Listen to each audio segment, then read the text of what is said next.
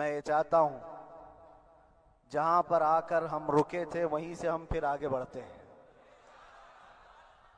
ہم رکے تھے کہاں آ کر؟ کچھ دیر کی خاموشی ہے، اس کے بعد ہم آگے بڑھتے ہیں.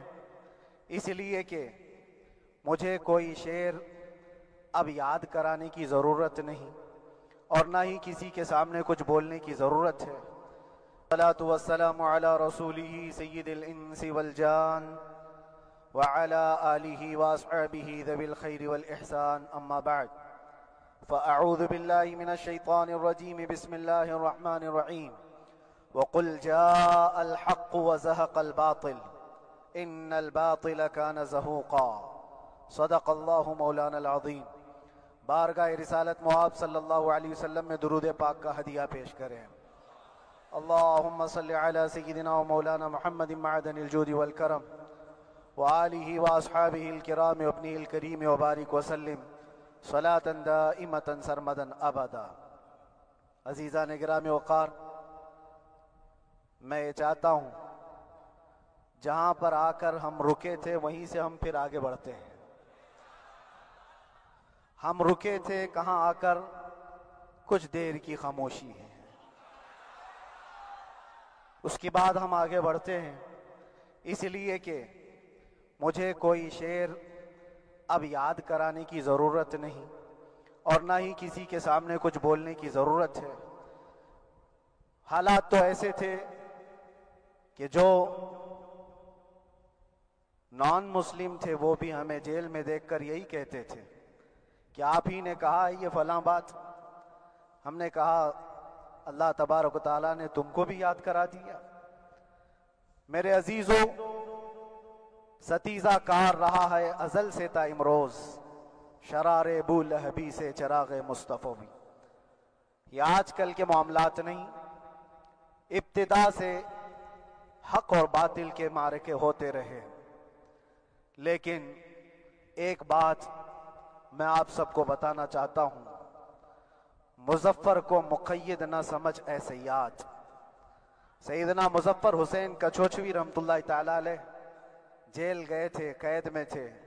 تب انہوں نے یہ شعر کہا تھا کہ مظفر کو مقید نہ سمجھ اے سیاد، میری یہ اسیری بھی سنت آبائی ہے. میرے آبا و اجداد کی سنت ہے جس پر میں عمل کر کے آ رہا ہوں. میرے بزرگوں کی یہ سنت تھی. بہرحال جن کو جس راستے سے مجھے گزارنا تھا، لوگوں کے دلوں میں یہ ٹھنڈک تھی شاید کہ زبان بند کر کے چند دنوں کے لیے قید کر دیا جائے. مگر میرا عقیدہ یہ تھا کہ اللہ تبارک و تعالی جب تک چاہے کہ کوئی اس کے لیے پابندی نہیں لگا سکتا. وَإِن يَمْسَسْكَ اللَّهُ بِضُرٍّ فَلَا كَاشِفَ لَهُ إِلَّا هُوَ. رب تعالیٰ فرماتا ہے اگر اللہ تعالیٰ تمہیں کوئی مصیبت دے تو اس کے علاوہ کوئی ٹال نہیں سکتا. وَإِن يَمْسَسْكَ اللَّهُ بِخَيْرٍ فَلَا رَادَّ لِفَضْلِهِ. اور اللہ کسی کو بھلائی دے دے تو پھر اس کو روک بھی کوئی نہیں سکتا. مولا تبارک و تعالیٰ اگر کسی کو کوئی مقام عطا کر دے تو ہزاروں کیڑوں کے پھڑپڑانے سے وہ مقام ختم بھی نہیں ہو سکتا.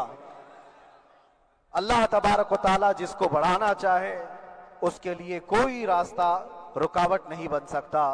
اس لیے کہ ہم نے تاریخ میں دیکھا ہے پیبند لگے کپڑے پہننے والے، پیروں میں چپل نہیں تھے، جن کے ناخن تک اکھڑ جاتے تھے، لیکن وہ جب چلتے تھے قیصر و کسریٰ بھی کانپتے تھے. جن کا ہی یہ نعرہ تھا ٹل نہ سکتے تھے جنگ میں اگر اڑ جاتے تھے، پاؤں شیروں کے بھی میدان سے اکھڑ جاتے تھے. حق سے سرکش ہوا کوئی تو بگڑ جاتے تھے. ارے تیغ کیا چیز ہے، ہم توپ سے بھی لڑ جاتے تھے. یہ وہ صحابہ کرام اور اسلاف کرام، ان کا یہ معمول تھا. بظاہر ان کے پاس کوئی اسباب نہیں تھے لیکن اللہ کی مدد تھی. وہ پانی کی طرح بہتے ہوئے چلے گئے. نہ چٹانوں نے ان کا راستہ روکا، نہ دریاؤں نے ان کا راستہ روکا. وہ جس طرف سے جاتے تھے اللہ تعالیٰ ان کے لیے راستے بناتا تھا. عزیزان گرامی وقار، کون ہے وہ جو دریائے دجلہ میں اپنے گھوڑے دوڑائے تھے؟ کون ہے وہ جو دریا میں اپنی کشتیاں ڈال کر جلا دیا تھا کہ واپس جانے کا کوئی تصور نہ ہو؟ یہ سب میرے مصطفیٰ کریم کے دیوانوں کی ہی بات تھی.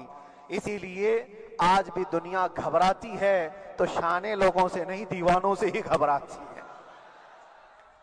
بہت زیادہ چالاک رہنے والوں سے نہیں، دیوانوں سے دنیا گھبراتی ہے. اس لیے کہ دنیا کو پتا ہے، دنیا جانتی ہے کہ دیوانہ کہاں دیکھتا ہے کسی کو پتا نہیں.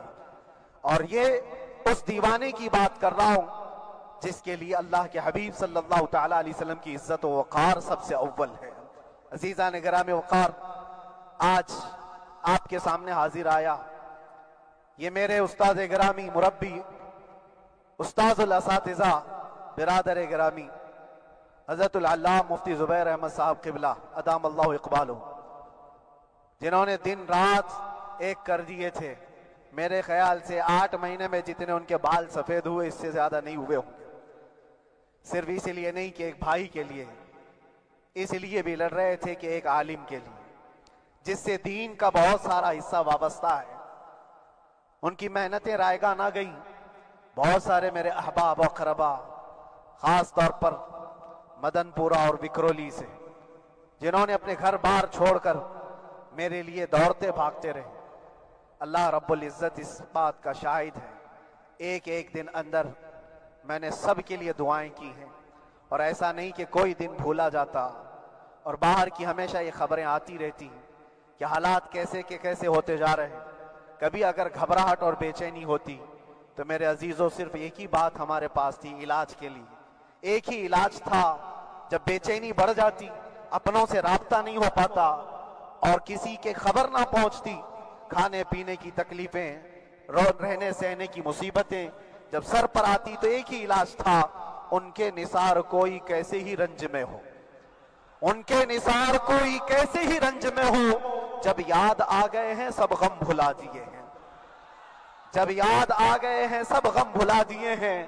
اس رسول محترم صلی اللہ تعالیٰ علیہ وسلم کا احسان عظیم ہے. بار بار مجھے یہ احساس ہوتا رہا، پوری دنیا اگر چھوڑ دے مگر یقین تھا آمنہ کا لال کبھی نہیں چھوڑے گا. اور چھوڑا بھی نہیں، اور چھوڑا بھی نہیں. ہر رات جو ہمارا معمول تھا ہم نے جو دیکھا، ہماری پچھلی زندگی میں ہم نے اتنے عجائبات نہیں دیکھے ہوں گے جو 8 مہینے کے اندر ہم نے دیکھے. نبی پاک صلی اللہ تعالیٰ علیہ وسلم کے انعامات و اکرامات، رب تبارک و تعالیٰ کی مدد سے دل مضبوط ہوتا ہے. عزیزان گرامی، ہم نے تو وہاں ایسے لوگوں کو دیکھا جو ڈپریشن کا شکار ہو کر کافر بھی ہو گئے اور حالات سے گھبرا کر کے وہ انکار کر بیٹھے، کوئی خدا نہیں ہے، کوئی مدد نہیں آتی ہے. ایسے حالات وہاں دیکھے، لیکن ان حالات میں بھی اللہ تبارک و تعالیٰ کی مدد ساتھ رہی. رسول پاک صلی اللہ تعالیٰ علیہ وسلم کا انعام و اکرام یہ تھا کہ جس طرح سے گئے تھے اسی طرح سے واپس بھی آئے،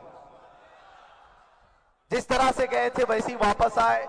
اور نہ میرے مصطفیٰ نے باہر میری عزت میں کمی کی، نہ اندر عزت میں کمی کی، کہیں پر بھی نہیں. الحمدللہ جس شان کے ساتھ رسول پاک صلی اللہ تعالیٰ علیہ وسلم اپنے چاہنے والوں کو رکھتے ہیں وہ میں نے دنیا میں دیکھا.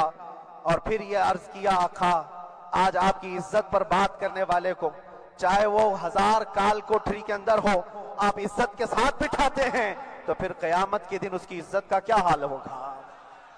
عرش حق ہے مسند رفعت رسول اللہ کی، دیکھنی ہے حشر میں عزت رسول اللہ کی. میرے عزیزو، ایک بات کو طے کر کے چلو، انہیں جانا انہیں مانا، نہ رکھا غیر سے کام. للہ الحمد میں دنیا سے مسلمان گیا